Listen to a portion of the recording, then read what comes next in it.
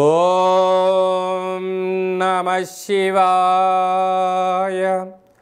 ఓం నమో నారాయణాయ. కర్మ నివారణ కాళభైరవాయ నమో నమః. ఓం కాళకాలాయ విద్మహే కాళాతీతాయ ధీమహి తన్నో నరదృష్టి నివారణ కాళభైరవ ప్రచోదయాత్. హరి ఓం. ఓం మహాదేవ్యై చ విద్మహే విష్ణుపత్నీ చ ధీమహి తన్నో మహాలక్ష్మి ప్రచోదయాత్. హరి ఓం. మా ఛానల్కి స్వాగతం.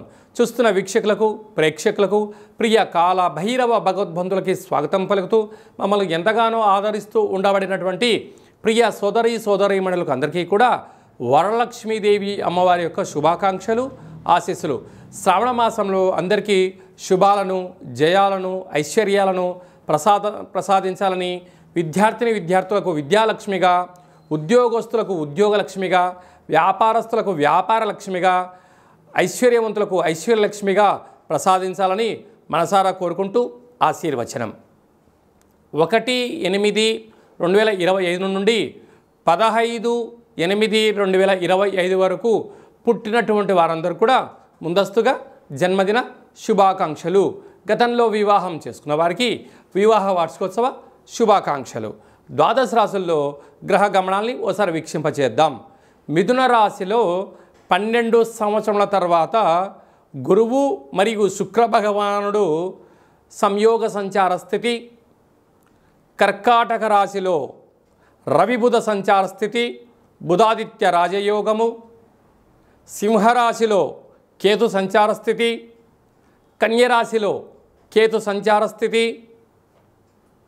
కుంభరాశిలో రాహు సంచార స్థితి, మీనరాశిలో శని భగవానుని వక్రగమన సంచార స్థితితో ద్వాదశ రాశుల్లో గ్రహ గమనాలు ఈ విధంగా ఉన్నాయి. తులారాశి వారు శ్రావణమాస సందర్భంగా వరలక్ష్మీదేవి అమ్మవారిని ఎలాంటి వస్త్ర రంగులతో ఎలాంటి నైవేద్యాలతో పూజించాలో, ఐశ్వర్యాన్ని ఎలా పొందాలో ఈ వీడియోలో తెలుసుకుందాం. తులారాశిలో ఈ నక్షత్రాలు అనగా చిత్తా నక్షత్రంలోని 3వ పాదం, 4వ పాదం, స్వాతి నక్షత్రంలోని 4 పాదాలు, విశాఖ నక్షత్రంలోని 1, 2, 3 పాదములు కలిపితే తులారాశి.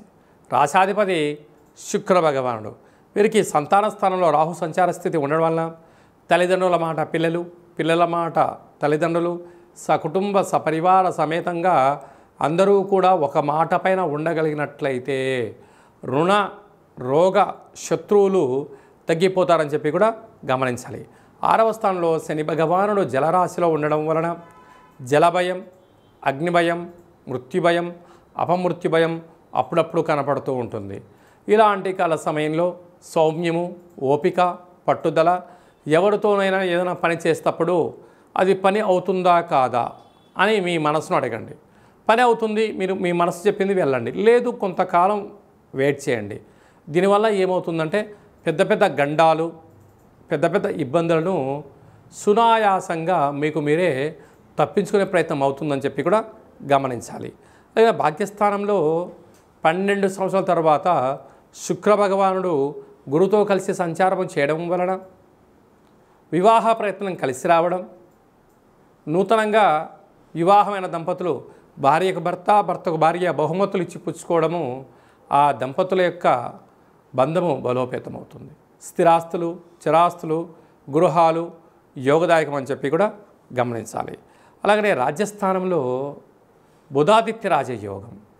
ప్రమోషను, వ్యాపారాలు, పెట్టుబడులు యోగదాయకం. ప్రభుత్వ అధికారులతో ఇప్పుడు మీరు సఖ్యతగా మెలగగలిగినట్లయితే గతంలో మీకు రావాల్సిన ధనం రావడం, రుణ సమస్యలు తగ్గిపోవడం, ఆలోచనతో మీరు ముందుకు వెళ్ళగలిగినట్లయితే అధికారుల యొక్క అండదండలు మీ సొంతం కాబోతాయి. అలాగనే ఏకాదశంలో కేతు సంచార స్థితి ఉండడం వలన పూర్తిగా స్వయం కృషి, పట్టుదల, మీరు యొక్క పనులలో నిబద్ధత కలిగి ఉండడం, ఆపై భగవంతుడి యొక్క ఆశీస్సులో ఉండగలిగినట్లయితే ఐశ్వర్యము మీ సొంతం కాబోతుంది. వ్యయంలో కుజుడు ఉన్నాడు, అనవసరమైన ఖర్చులు పొంచి ఉన్నాయి. తస్మాత్ జాగ్రత్త. మీ యొక్క జన్మ నక్షత్రం రోజున అష్టమి పూర్ణిమ తిథి యందున దూరావాయు జల ప్రయాణాలు చేయవద్దు.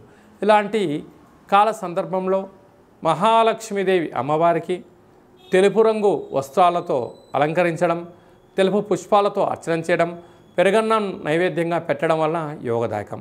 సాఫ్ట్వేర్ ఉద్యోగస్తులు, హార్డ్వేర్ ఉద్యోగస్తులు, ఎలక్ట్రానిక్ గూడ్స్ బిజినెస్ చేసేటువంటి వారందరూ, అలాగనే మార్కెటింగ్ రంగంలో ఉండబడినారు, టీచింగ్ రంగంలో ఉండబడిన వారందరికీ కూడా నోరు అదుపులో ఉంచుకోగలిగినట్లయితే మంచి కాలం ఉందని చెప్పి గమనించాలి.